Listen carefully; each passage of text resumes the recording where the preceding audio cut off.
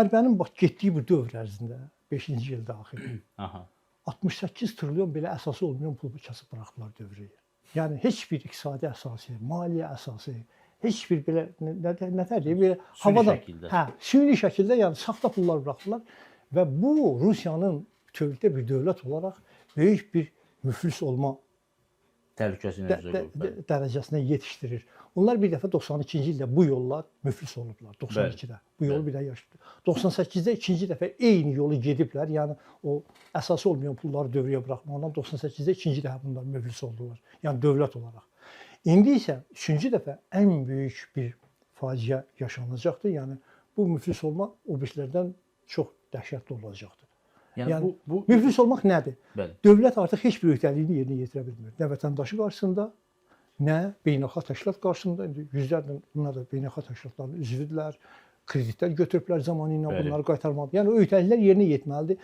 Ya daxildə, ya xaricdə öhdəliklər yerinə yetirilə bilmir. Yəni dövlət deyir ki, mən təslim oldum. Yəni bax bu gün Putinin də ən çox qorxduğu məsələ budur ki, dövlət müflis olacaq. Amma buna baxmayaraq onun geriyə də yolu yoxdur.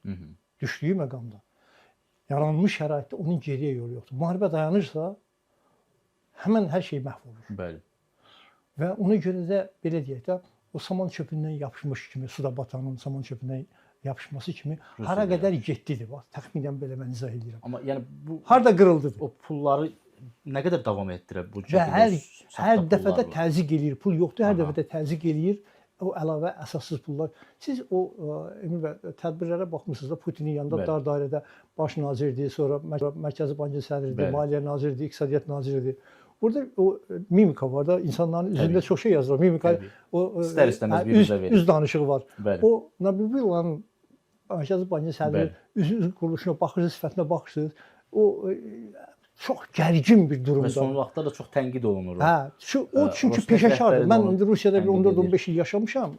Özdə o maliyyəçilərin müstəvisində olmuşam. O doğrudan da peşəkar bir maliyyəçidir.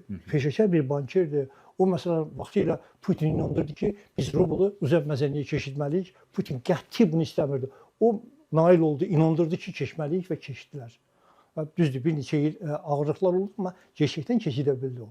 Ona qədər heç bir bankir eləyə bilməmişdi. Rosneft rəhbəri onun Nabiullanın pul siyasətinə çox kəskin etiraz edir. Təbii, çünki onların qolu qanadı kəsilir. Nabiullanın apardığı siyasətlə onların qolu qanadı kəsilir. Onlar əvvəlki kimi pul qazana bilmirlər. Ona görə də onu tənqid edirlər. Amma əslində o, belə deyək, onun baxışları doğru baxışlardır. Amma nə kərə ki, Putinin qarşısında heç nə edə bilmir. Deyir, dövrəyə pul burax. Mən müharibəni maliyyələşdirməliyəm, bu müharibəni dayandırmaq olmaz və bəzən də o yazıqların dediklərini təkzib edir. Onlar deyirlər ki, iqtisadiyyatda durğunluq var, deyir ki, biz inkişaf edirik. Nə inkişaf edirsiniz?